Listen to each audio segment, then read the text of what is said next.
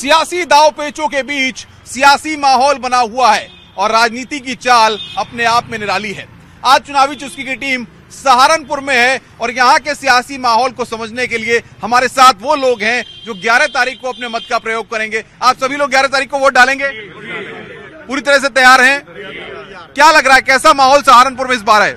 इस बार सहारनपुर के अंदर गठबंधन का पूरा जोर है और गठबंधन ही यहाँ की सीट निकाल लेगा।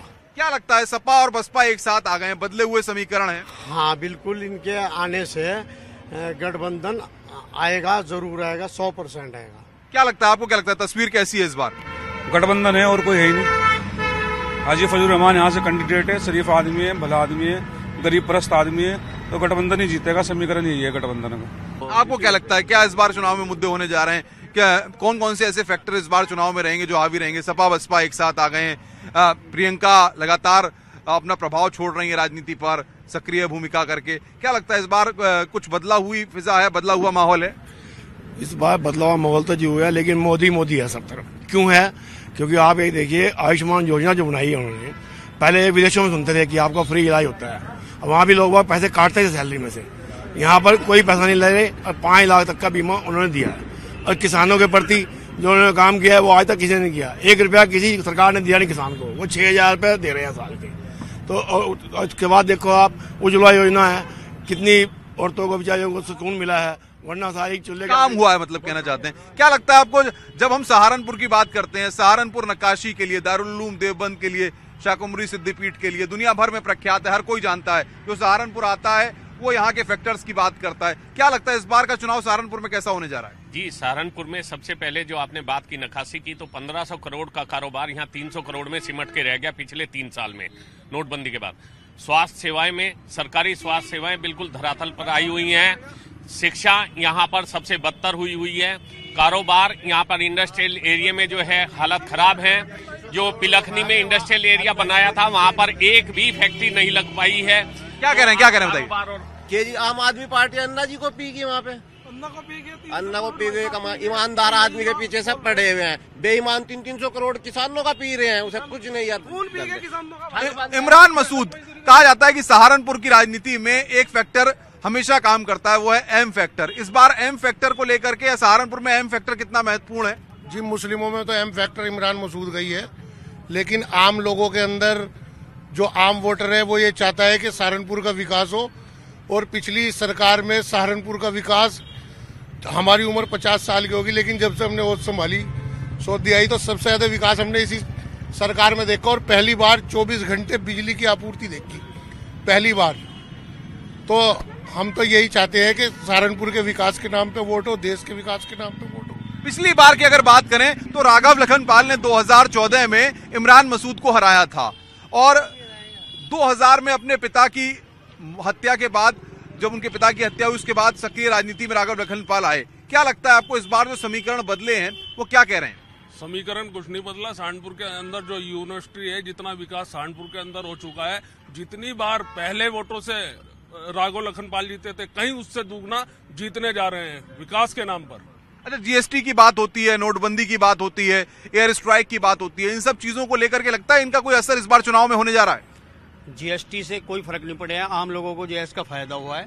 दूसरा मैं बताना चाहूंगा कि राघव लखनपाल शर्मा जी ने हमारे 2 शुगर मिल यहाँ पर हैं, टोडरपुर और ये क्या नाम है आपका, गागलहेड़ी, दोनों को जो है उन्होंने चालू कराने का काम किया है।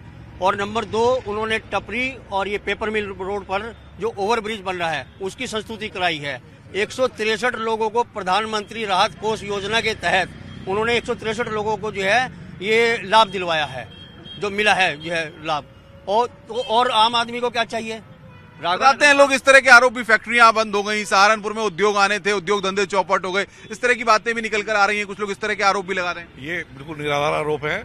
सबसे पहले मैं एक बात कहनी चाहूंगा, गाय को हम माता कहते हैं, 33 करोड़ देवी देवता वास करते हैं। गाय पे सियासत भी तो होती है। गाय पर सियासत हो रही है। जो गाय काटने वाले लोग हैं, क्या आज वो चुनाव जीतेंगे? मेरा ये कहना है कि सहारनपुर की जनता ने राघव जी का काम देखा।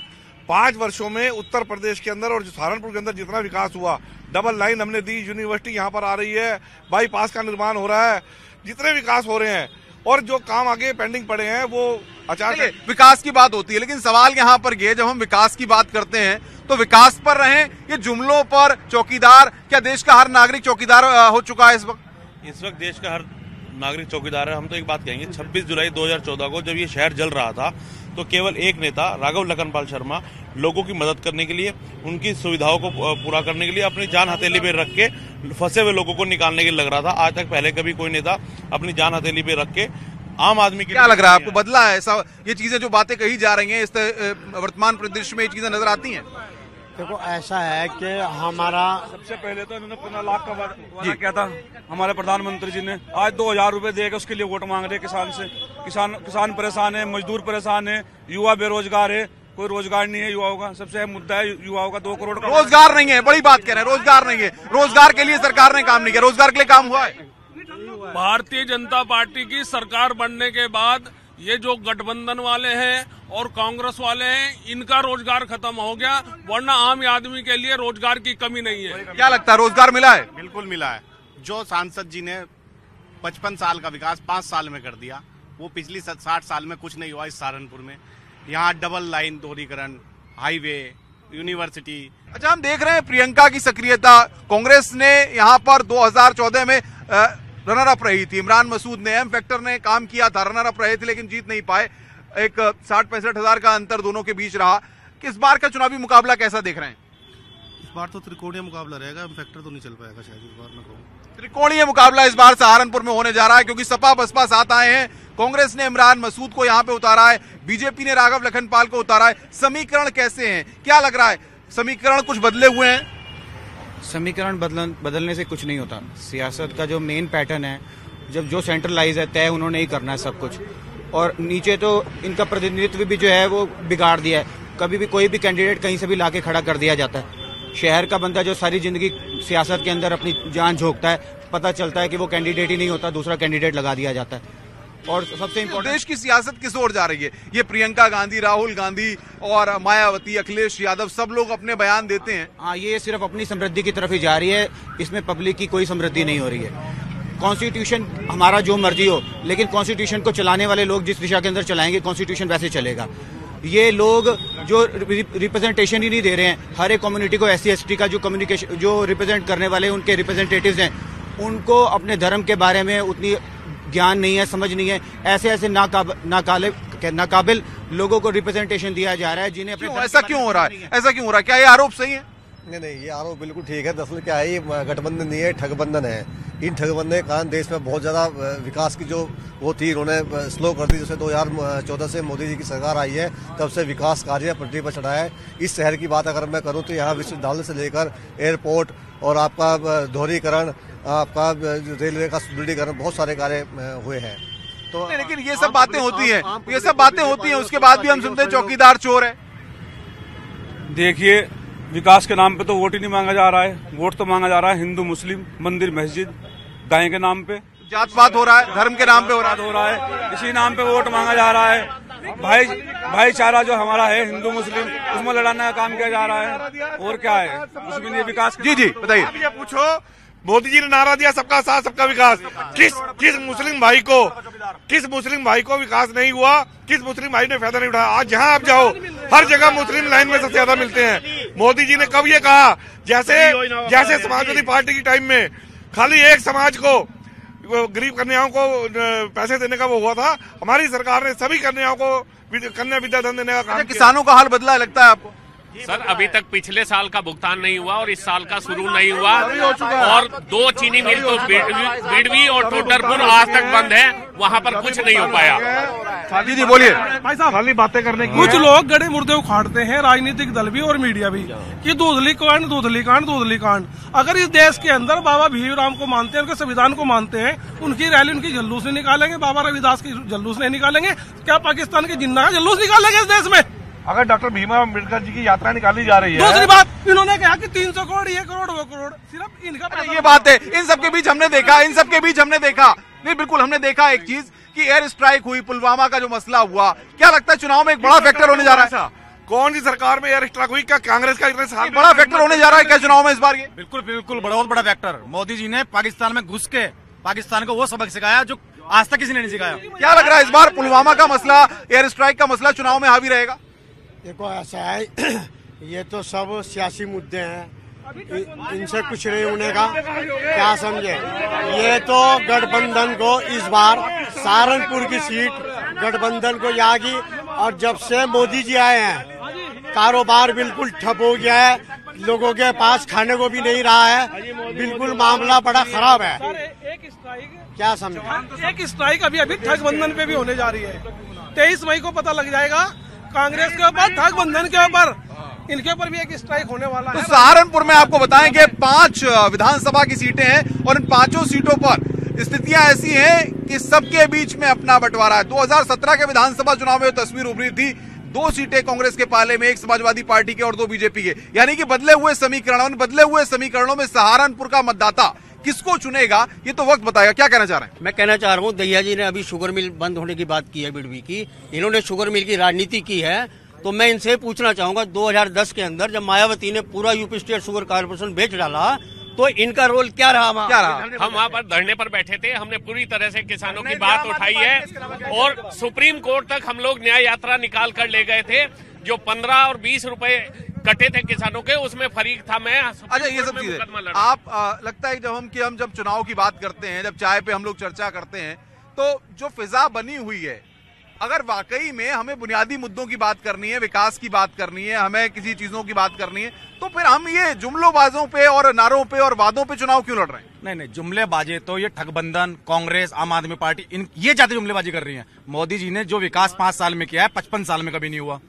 सहारनपुर में जो विकास 55 साल में नहीं किया वो 5 साल के अंदर हुआ। विकास हुआ है? क्या लगता है विकास हुआ है सहारनपुर में? जी बिल्कुल हुआ है। विकास हुआ है? क्या लगता है विकास हुआ है? जी हुआ है। क्या लग रहा है विकास हुआ है? देखो जी, देश के वीरों पर राजनीति करना, चाहे वो कोई भी पार्टी हो, कोई भी नेता हो, ये बड़ी शर्मनाक बात है कि देश के वीरों पर राजनीति करना, ये बड़ी शर्मनाक बात है। देश के वीरों पर राजनीति हो रही है, देश के वीरों पर। सर जी, आपसे सबसे पहले आप ये बात बताइए, जब हम डेवलपमेंट की बात करते हैं तो हमें क्या ये बात देखनी जरूरी नहीं है क्या डेवलपमेंट इन बिल्डिंग्स का नाम है? क्या डेवलपमेंट ऊपर से पानी देने का नाम है? जब जड़ें हमारी कमजोर हैं सारी की सारी, जब शहर के अंदर लोगों के बीच का सद्भाव खत्म हो चुका है, आज हर एक मोहल्ले के अंदर से अगर 20 मुसलमानों के अंदर से एक हिंदू का घर है या एक हिंदू के में 20 मुसलमान, उन्होंने अपने घर वहां से हटा के जातिगत समीकरण इस चुनाव में बड़े फैक्टर हैं। सहारनपुर में अहम फैक्टर हमेशा से हावी रहा है भीम आर्मी की भी बात कर लेते हैं।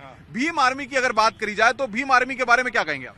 भीम आर्मी कहीं कुछ नहीं है, खाम का भीम आर्मी को चढ़ाया जा रहा है। दलित और मुस्लिम के समीकरण तो यहाँ हावी रहे हैं, ये तो हमेशा मुस्लिम समीकरण रहे हैं। ये इसी के भरोसे ये लोग ठगबंधन करके बैठे हैं कि दलित मुस्लिम, लेकिन इस बार दलित समझ चुका है। दलितों को ये लग रहा है कि उनका विकास किसने किया, दलितों को कौन उठा रहा ऊपर। सिर्फ भारतीय जनता पार्टी ने दलितों को उठाया है और दलितों के लिए जितना काम भारतीय जनता पार्टी ने किया किसी पार्टी ने नहीं किया। भीम आर्मी कहाँ है? यहाँ पर इस बार ये लगता है जातिगत समीकरण हावी रहने वाले हैं इस बार? नहीं, ऐसा नहीं। क्या लगता है किस मुद्दों पर चुनाव होने जा रहा है? वैसे तो मैं तो ये चाहूंगा कि भाई यहाँ पर भाजपा आनी चाहिए। विकास का मुद्दा है, विकास होना चाहिए। क्या लगता है कौन से मुद्दे इस बार हावी रहेंगे? विकास के मुद्दे हावी रहेंगे, बिल्कुल रहेंगे विकास के मुद्दे। ये जो जितने नारे हम देख रहे हैं, गंगा गाय, ये सब मुद्दे जो चल रहे हैं, ये चुनाव पर कैसे डालेंगे? नहीं, सिर्फ विकास के ऊपर, विकास से ही सारा काम होने वाला है। विकास की बात हो रही है। क्या लगता है, आप तो जाहिर तौर पे कई चीजों को देख चुके, जब हम सहारनपुर आते हैं, यहाँ की नक्काशी को देखते हैं, यहाँ के दारुल उलूम देवबंद को देखते हैं, यहाँ की बाकी चीजों को देखते हैं, तो अक्सर चीजें देखते हैं कि हम एक जो भाईचारा होना चाहिए, जिस भाईचारे के लिए सहारनपुर का लोग और यहाँ के अमन चैन के लोग तारीफ करते हैं, इसकी दूर दूर तक चर्चे होते हैं, वहां पर जाति की बात होना, धर्म के नाम पर भेदभाव होना, ये चीजें क्या लगता है सियासत के केंद्र बिंदु में होनी चाहिए? ये तो सर सारा सियासत का मामला है ये। वैसे सहारनपुर में आज भी भाईचारा बना हुआ है, सबका आपस में आज भी भाईचारा है और अब तक भाईचारा बना रहेगा। आपस में सबके कारोबार एक दूसरे से जुड़े हुए हैं, इसलिए मोहब्बत प्यार बना हुआ है। ये तो सिर्फ जो है तो भेदभाव बना हुआ है इलेक्शन की वजह से, और कुछ नहीं है। क्या लगता है कौन सा दल इस बार सियासी फिजा में कैसे? हमने मोदी जी सरकार में ये जो देखा है कि गुंडागर्दी नहीं हुई है, कहीं से कहीं तक गुंडागर्दी नहीं हो। जैसे कि गुंडागर्दी जो होती थी, चक्कू छुरे लोग चढ़ने, तो बदमाशी हर जगह, वो बात नहीं हुई। दिक्कत कहाँ हुई? संपत्ति के ऊपर जो है तो रोक लगी है, बहुत बढ़िया। भूमाफियाओं ने जो है तो रेट बढ़ा रखे थे, सब कुछ कर रखा था, हर जगह गरीब आदमी मर रहा था। ये सीट जो है बसपा के खाते में आई है, सपा बसपा के गठबंधन में, और बसपा ने फजलुर रहमान को उतारा है, कांग्रेस ने इमरान मसूद को उतार ले। हमारे राघव भैया हैं, राघव भैया थे, राघव भैया रहेंगे। क्या लगता है फैक्टर कौन सा हावी रहेगा इस बार? देखिए इस बार विकास का मुद्दा रहेगा, क्योंकि जो विकास सिर्फ कागजों में हुआ है वो सड़कों पे नहीं है। आप देख सकते हैं कल भी एक 8 साल का बच्चा और अपहरण डकैतियां चुके तो है और बढ़ गए हैं। विकास नहीं हुआ, आरोप लगा अखिलेश यादव जी जो अपने पिताजी के नहीं हुए, अपने परिवार के नहीं हुए, आज उनके परिवार के अंदर कितनी, उनके चाचा जी यहाँ अलग खड़े कर रहे हैं कैंडिडेट, भतीजा अलग खड़े कर रहा है गठबंधन करके। क्या कहेंगे आप, क्या कहेंगे? क्या युवाओं को रोजगार मिला है? हमारे गांव में राघव भैया ने यूनिवर्सिटी दी है, हमारे गांव में बन रही है वो यूनिवर्सिटी, बनी है 10 साल से चल रही थी उसकी बात, किसी ने बनवाई नहीं है। और यूनिवर्सिटी के लिए राघव भैया ने काम किया है, यूनिवर्सिटी हमारे गांव में बनने वाली है और 2 महीने में उसका काम स्टार्ट हो जाएगा। किसानों के लिए बात आती है, किसानों के लिए कुछ हुआ है? इसके बारे में तो मैं किसानों के लिए सबका साथ सबका विकास, मोदी जी से अच्छा कौन हो सकता है, जिन्होंने पाकिस्तान को उसके घर जाकर जवाब दिया। पूरा देश उनके साथ है, पूरा देश भारतीय जनता पार्टी के साथ है। मोदी और योगी के नेतृत्व में ये देश विश्व गुरु बन रहा है और कोई दुनिया की ताकत मोदी, ये सपा और बसपा साथ आए, ये सब ठगबंधन है, ठगबंधन है, ये ठगबंधन है। इनकी दुकानें बंद हो चुकी हैं, ये ठगबंधन है। गठबंधन ही इस बार जीतेगा, गठबंधन ही आएगा। ये मुखालते की दुनिया में जी रहे हैं, वोट जो है वो वोट के अंदर होता है, ये गठबंधन को वोट देगा। आपको इनको पता लग जाएगा कि जब 11 तारीख को यहाँ पे गठबंधन को वोट गिरेगा और उसके बाद में जब गिनती शुरू होगी तो इनका बिल्कुल एकदम कांग्रेस को नहीं गिन रहे। अमन के दुश्मन हमारे देश में चल रहे उल्टी चाल, देखियो के होगा। और जनता की कुर्सी पे टपकी मायावती की राल, देखियो के होगा। क्या बात है, भात के नेता मिलकर क्या सरकार बनाएंगे, देश की कुर्सी पे लड़ के आपस में मर जाएंगे। कोई कहेगा आलू खाओ, कोई भिंडी, कोई दाल, देखियो के होगा। मौसम, बिल्कुल बिल्कुल, इससे मुझे एक बात याद आती है और आप लोगों को भी शायद मौका कि जब मौसम आता है चुनाव का तो मौसम की करवटें ही आंधियां लाती हैं, भले ही किसी के भी पक्ष में लाएं, क्योंकि सियासी माहौल गर्म होता है और सियासी माहौल जब बनता है तो इस तरह के बयान, इस तरह की चीजें जरूर सामने आती हैं। कुछ और लोग हमारे साथ हैं। एक बात किसानों की होती है, बात विकास की होती है, लेकिन हम जाति के बंधन की बात पे जाके रुक जाते हैं, हम हिंदू मुस्लिम की बात पे आके रुक जाते हैं। देखो जी, मोदी जी ने सबका विकास किया है। किसान की बात ले लो तो किसान को भी जो मोदी ने दिया ना, आज तक किसी ने दिया नहीं। चाहे उनका बीमा, फसल बीमा ले लो आप, फसल बीमा आज तक किसी ने दिया था पहले। इन सबके बीच एक बात बताइए, एक बात बड़ी महत्वपूर्ण है, देश में चुनाव है और देश के चुनाव में ये चुनाव देश के मुद्दों पे होगा, राफेल के मुद्दे पे होगा, ये चुनाव स्थानीय मुद्दों पे होगा या गठबंधन के मुद्दे पे होगा? क्या लग रहा है, मुद्दे क्या है? ये तो गठबंधन के मुद्दे पे होगा और विकास तो नहीं हुआ है आज तक। अगर विकास होता तो फिर गठबंधन क्यों इकट्ठा होता? तो यहाँ केवल एक ही मुद्दा है जी, मोदी जी प्रधानमंत्री बनेंगे पुनः। और इस बार जो चुनाव है जी, देश का चुनाव है। पाकिस्तान को घर में घुस के मारा, आज तक कभी ऐसा कुछ नहीं हुआ। सिर्फ मोदी सरकार ने इतना बड़ा दिल दिखाया कि पाकिस्तान के अंदर घुस के उन्हें मार के आए हैं, अन्यथा आज तक तो सिर्फ और सिर्फ कांग्रेस सरकार रही है, उन्होंने सिर्फ निंदा की है। जब अटैक होता तो लेके लेटर चले जाते यूएन नोबेल जी हमें मारा। ये क्या बात हुई हमें मारा? अरे जिसे उसे जब उसकी लैंग्वेज में जवाब देना था, उसकी भाषा में जवाब देना, तो उसका यही था कि उसे घर में घुस के मारो। मतलब पाकिस्तान को मुंह तोड़ जवाब दिया है, ये बात है। मेरा एक मानना है, यहाँ ये पूछा जाए, यहाँ नंबर 1 पे राघव जी आ चुके हैं, नंबर 2 और 3 की लड़ाई ये लोग लड़ रहे हैं, नंबर 1 की लड़ाई कोई नहीं है। नंबर 1 पे लड़ाई नहीं है, नंबर 2 तो राघव भाई जी से है और उन्हीं को यहाँ से हम लाखों वोटों से हरा के भेजेंगे। ये खाली जुमलेबाजी है। ये जब 23 मई को जिस दिन यहाँ पे काउंटिंग होगी, जब बस्ते खुलेंगे, जब यहाँ मशीनें ईवीएम खुलेगी, उसमें देखना। बोले दीजिए देखिए, ये बोले दीजिए। दारुल उलूम में अभी आतंकवादी पकड़े गए, ये कहते हैं बिना वहाँ एडमिशन के वो पढ़ रहे थे। क्या किसी स्कूल में बिना एडमिशन के हम पढ़ सकते हैं? फिर कह रहे हॉस्टल में रह रहे हैं। क्या बिना ये सहारनपुर, वो भी सहारनपुर है जो जला था, ये सहारनपुर, वो भी सहारनपुर है। कांग्रेस के इमरान मसूद ने जलवाया था, इन्होंने ही जलवाया। क्या कहेंगे आप? हम तो गठबंधन की बात कर रहे हैं। हमारे सिख भाइयों की इस बार में गठबंधन अगर आएगा तो ये सब चीजें खत्म हो जाएंगी। हमारे वो बात ठीक है, बिल्कुल एक ही परिवार ने अब तक सत्ता भोगी है। रशीद मसूद को 1977 से लेकर यहाँ के हिंदू ने, मुसलमान ने, सब ने मिलकर जिताया, लेकिन उन्होंने अपना विकास किया। राघव लखनपाल जी ने मोदी जी के नेतृत्व में सबका साथ, नेताओं ने अपना विकास किया। सांसद महोदय के ऊपर दूधली वाला कांड लगा, उनके भाई के ऊपर लगा। हिंदू मुस्लिम राजनीति करते हैं, कौन कह रहा नहीं करते? भाई साहब नहीं लगाने।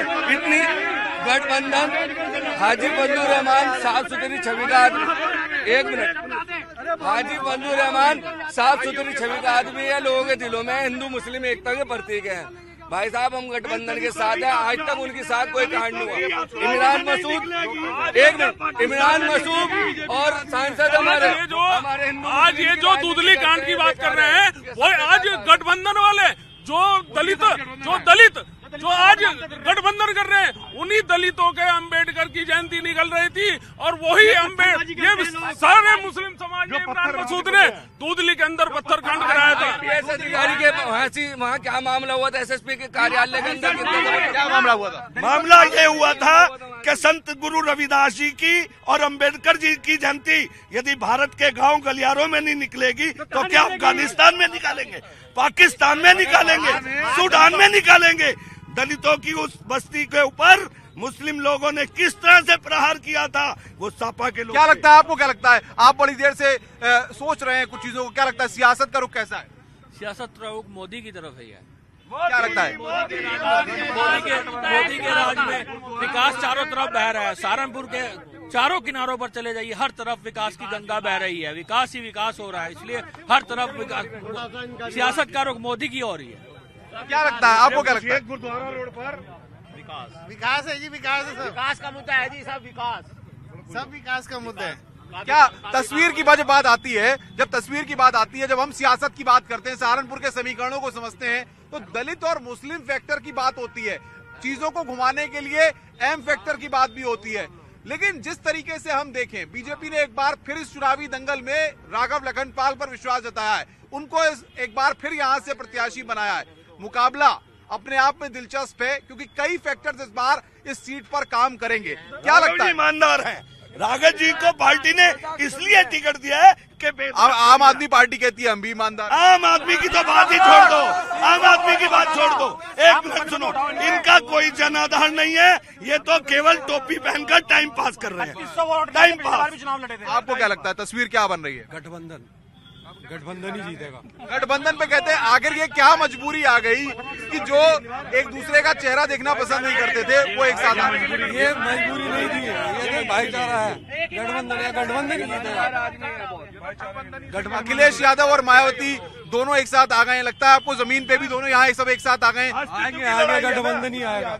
मकान, शौचालय, जितनी भी दलितों के लिए चीज की मां शक्ति थी मोदी जी ने दिया है। और ठगबंधन वाले सुन लो, टोटल सारा का सारा 80% दलित भाजपा के मोदी के साथ है। ये मैं आपको बताता हूँ, काशीराम आप जा करके देख लीजिए, काशीराम कॉलोनी में जो मकान दिए हैं वो बहुजन समाज पार्टी ने दिए हैं, बैन कुमार यादव ने। दलितों को जो लिया करा है बहुजन समाज पार्टी ने ही करा है, और किसी ये सब कागजों पे आप जाकर के देख लिया। काशीराम कॉलोनी चोरी क्यों हो गए? जब हमारे प्रधानमंत्री इतने ईमानदार है, राफेल की फाइल गैप कैसे हो गई? वो सपा के लोग चुरा के ले गए। हमारे देश का चौकीदार है, रखवाली क्यों नहीं कर रहे? राफेल की फाइलें चोरी करा दी, ये कहाँ है ईमानदारी? टंकी चोर राफेल के बारे में नहीं पूछ सकते। सहारनपुर में जो अच्छा कैंडिडेट है, शख्स है जिसकी है, वो हाजी फजलुर रहमान है नंबर 1, और वो जो है वो सबको साथ में लेकर चलने वाला है, ईमानदार है, उसके पास पैसा है और वो पैसा लगाएगा। राघव लखनपाल जी का जो मामला है वो पैसे पे चुनाव लड़ा जाएगा। चुनाव पैसे पे लड़ा जाएगा क्या? मैं कहना क्या चाह रहा हूँ, एक मिनट देखो, रशीद साहब की बात ना करिए। चुनाव पैसे पे लड़ा जाएगा क्या? नहीं, जो पैसा आएगा ना, कहने का मतलब है विकास पर लगाएगा, वो खाएगा नहीं। मतलब ये बताएंगे, मतलब वो बताएंगे। इन्हें जो कह रहे हैं ये गाय काटने वाले लोग हैं, पैसा वहां से आ रहा है। नाम लगा रहे गाय बिल्कुल नहीं कटती। जो 15 करोड़ रुपए देके टिकट लेके आ रहे हैं वो पैसा कमाने के लिए चुनाव में। बिल्कुल, तो ये गाय को लेके इस तरह का माहौल मत बनाए जिससे कि हमारे शहर के अंदर आग लगे। तहजीब का शहर है ये, तहजीब का शहर है। वोट का जिक्र होना चाहिए। हमारे मजहब इस्लाम और कुरान में ये है कि जो भी मजहब का उसके वो है तो बिल्कुल नहीं काटनी चाहिए और हमारे यहाँ हराम है। हमारे गाय का गोश्त हमारे लिए एक बात बताइए, एक बात बताइए, एक बात नहीं, एक बात बताइए, एक बात नहीं, एक बात रुके, एक बात रुके, ये कोई बात नहीं, ये कोई बात नहीं। जब विकास की बात हो रही है, जब विकास की बात हो रही है, आप सब मतदाता हैं, 11 तारीख को अपना वोट डालेंगे ना, आप सब वोट डालेंगे ना, सब वोट डालेंगे ना। तो ये सहारनपुर है जहां पर सियासी माहौल पूरी तरह से गरमाया हुआ है। त्रिकोणीय मुकाबला इस बार यहाँ पर होना है, लेकिन इस सब के बीच चाय की प्याली ठंडी हो गई, लेकिन सियासी माहौल यहाँ पर बना हुआ है। चुनावी जिसकी